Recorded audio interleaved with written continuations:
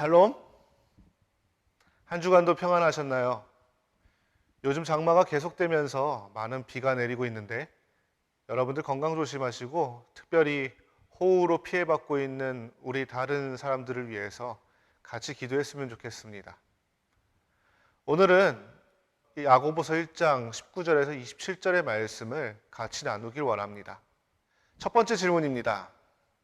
야고보가 말하는 삶의 방식 세 가지 중에서 첫 번째 방식은 무엇인가요? 그리고 야고보는 이 방식을 살지 말아야 하는 이유를 뭐라고 말하나요? 라는 질문이었습니다.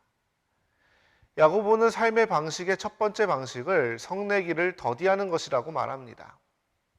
그러면 야고보는 왜 성내는 삶의 방식을 살지 말라고 언급하였을까요? 성내는 것은 하나님의 의를 이루지 못하기 때문입니다. 하나님의 의는 그렇다면 무엇일까요? 구약적 관점에서 말하는 의를 말하는 것인데 바로 사랑을 말합니다. 사랑을 둘로 나누면 바로 하나님을 사랑하고 이웃을 사랑하는 것이 되죠. 그런데 우리가 마음속에 분을 품고 있다면 하나님의 의인 사랑을 품고 나타낼 수 없게 되죠. 그러면 우리가 성을 내는 것을 더디하기 위한 법은 무엇인가요? 첫 번째, 21절에 기록되어 있는 것처럼 모든 더러운 것과 넘치는 악을 내어버리는 것입니다. 반대로 말하면 이것이 우리가 성내는 이유라는 것입니다. 더러운 것은 우리 영혼에 묻은 얼룩이 더러운 오물이 돼서 입 밖으로 나오는 말을 가리키고, 넘치는 악은 통제가 되지 않아서 표출되는 악한 행동을 의미합니다. 우리가 더러운 것과 넘치는 악을 버릴 때 우리는 성내기를 더디할 수 있습니다. 두 번째는 마음에 심긴 이 말씀을 온유함으로 받아들이는 것입니다. 온유함이란 성내는 것의 반대 개념으로서 팔복에서는 하나님의 나라를 소유하는 기준이 됩니다. 성경은 온유함은 구원받아 그리스도와 연합한 자에게 나타나는 특징이라고 말합니다. 바울은 고린도후서 10장 1절에서 온유함을 예수님의 것으로 언급하면서 이것이 교회가 본받아야 할 모습이라고 제시합니다.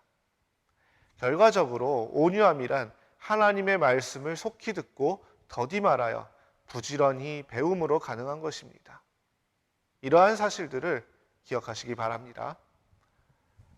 두 번째 질문입니다. 야고보는 삶의 두 번째 방식은 듣기를 속히 하는 것이라고 말합니다. 듣기를 속히 하는 것은 어떤 것이라고 묘사하고 있나요?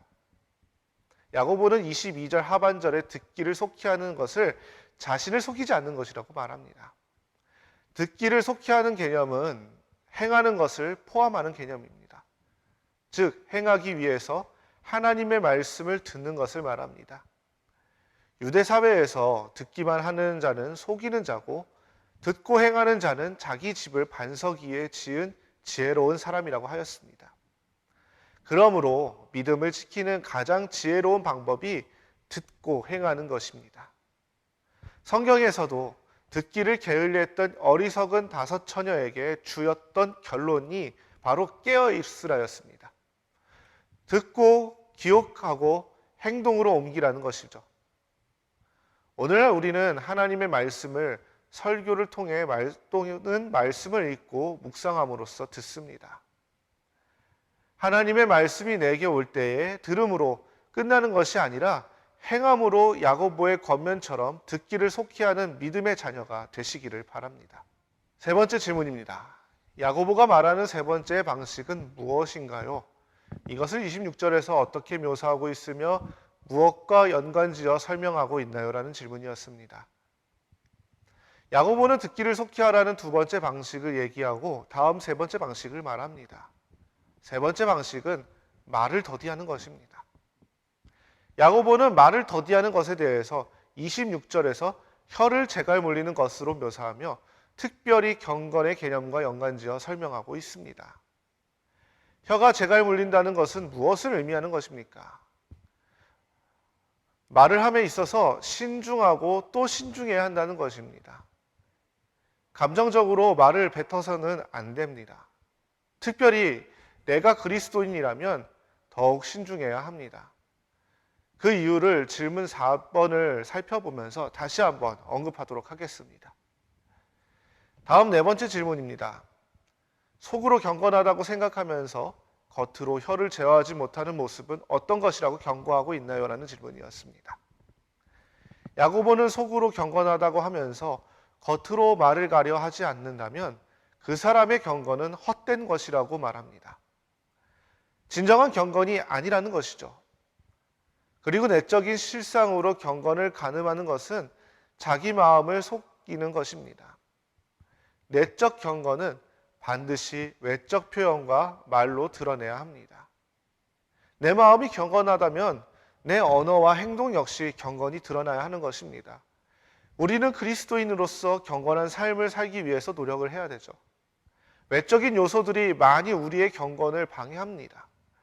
경건히 살아가야 함을 알고 계신가요? 끊임없이 나를 말씀 안에서 성찰하고 경건한 생활로 마음과 행동 그리고 언어가 경건해지는 삶을 살도록 함께 노력하기를 원합니다. 마지막 다섯 번째 질문입니다. 내 자신의 말은 어떻게 드러나는가? 내 자신의 언어 습관을 돌이켜보고 발전시킬 부분과 개선할 부분을 생각해 봅시다라는 질문이었습니다. 여러분은 평소에 어떤 언어 습관을 가지고 대화를 나누나요? 분명 장점인 부분이 있을 것이고 반대로 단점인 부분도 있을 것입니다. 장점인 부분은 더욱 발전시켜야 할 것이고 단점인 부분은 버리도록 해야 할 것입니다. 그 이유는 언어가 가지고 있는 힘이 매우 강하기 때문입니다. 우리나라 속담에도 언어에 대한 속담이 있을 정도로 상당한 영향을 끼칩니다. 무엇보다 말은 그냥 내뱉는 것이 아니라 경건의 기초이며 열매입니다. 따라서 말은 그 사람을 드러내는 것이며 동시에 하나님을 높이는 예배의 도구가 됩니다. 평소에는 부정적인 내용들, 남에게 상처가 되는 언어 생활을 하는 사람이 주일에는 똑같은 입으로 하나님을 찬양하는 것은 앞서 살펴봤듯이 헛된 것과 같죠. 우리는 그리스도인입니다. 그리스도인은 예수님을 닮아가는 제자들입니다. 예수님을 닮아가는 사람들은 예수님께서 말씀하시고 몸소 보여주신 것을 배우고 실천하는 사람들입니다. 언어는 우리가 가장 생각하고 신경 써야 할 것 중에 하나입니다. 우리의 입술에서 하나님의 영광을 나타낼 수 있도록 끊임없이 돌이켜보고 개선해 나가길 바랍니다. 오늘 저와 여러분은 야고보가 말한 같이 있는 세 가지의 삶을 방식에 대해서 나눴습니다. 첫 번째는 성내기를 더디하고 듣기를 속히하며 말하기를 더디하는 것. 이 세 가지 방식을 통해서 우리가 그리스도인으로서 살아가기 위해 경각심을 가지고 지속적으로 노력해야 합니다.